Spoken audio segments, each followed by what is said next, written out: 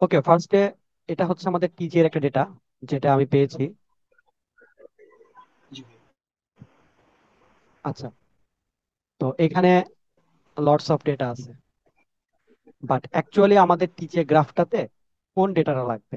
আমাদের এক্স অ্যাক্সিসে লাগবে টেম্পারেচার, ওয়াই অ্যাক্সিসে লাগবে পার্সেন্টেজ অফ ওয়েট। কি লাগবে?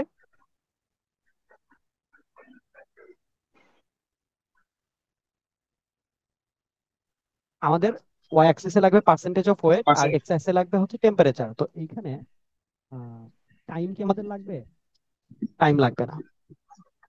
আমাদের বেস লাইন লাগবে না, স্যাম্পল টেম্পারেচার আর প্রোগ্রাম না। টেম্পারেচার।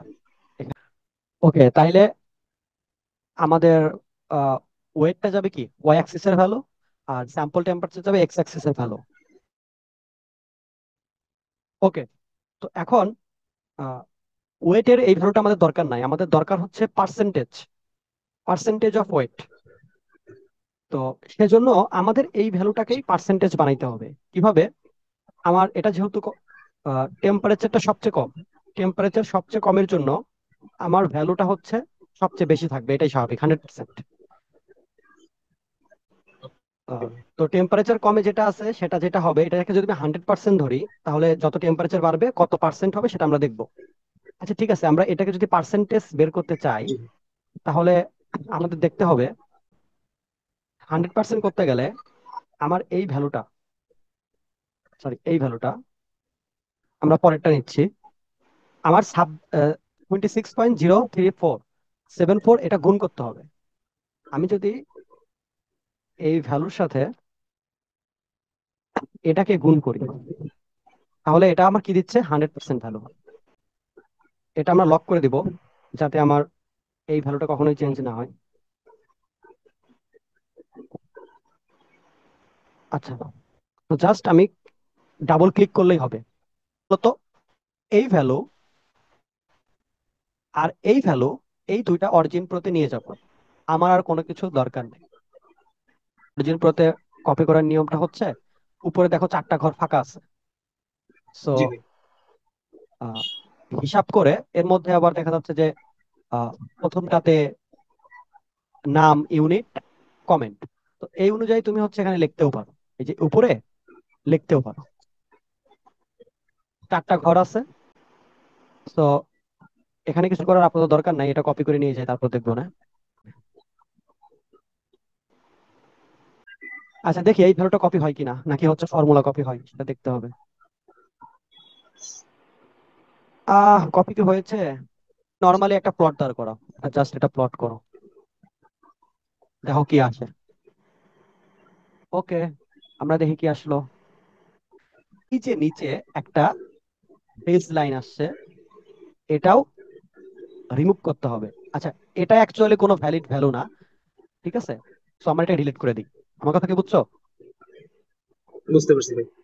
ফার্স্টে টেম্পারেচারটা বাড়লো, এরপরে আবার টেম্পারেচারটা কমতেছে।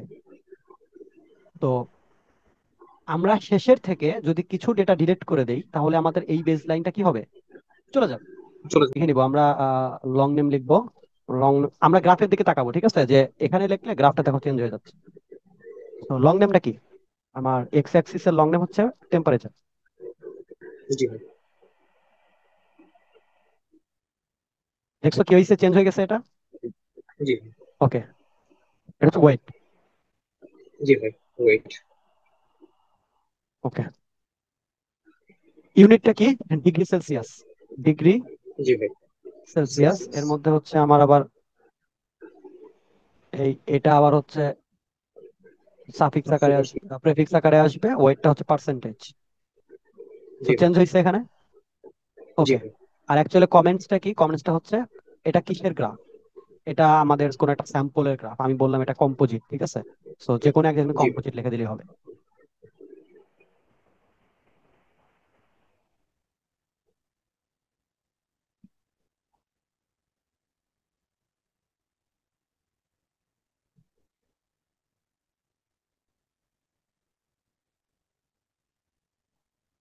ওকে, দেখো আমি ওই অ্যাক্সিস এর জায়গায় কম্পোজিট লিখলাম, এখানে চেঞ্জ হয়ে গেছে না? জি ভাই। তো মানে ওকে, তো আমরা নিচের থেকে ডেটাগুলো ডিলিট করা শুরু করবো। তাহলে নিচ থেকে দেখো, টেম্পারেচারটা প্রথমে কত? 90। এখানে কত? 460, তাই তো? জি ভাই। এরপরে আবার দেখো 86, তার মানে কি টেম্পারেচারটা একসময় বাড়ছে, বেড়ে আবার কমে গেছে। তো আচ্ছা। মানে এই ভ্যালুটা চলে আসে। তো এই ভ্যালু রিলেট করার জন্য আমি পিছন থেকে ভ্যালু রিলেট করে দিই।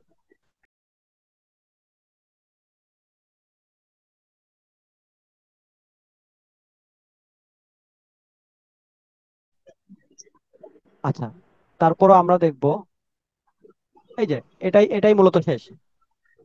দেন এখন আহ, আমাদের কি করতে, এই যে গ্রাফ হয়ে গেল, এটাই টিজিএ গ্রাফ।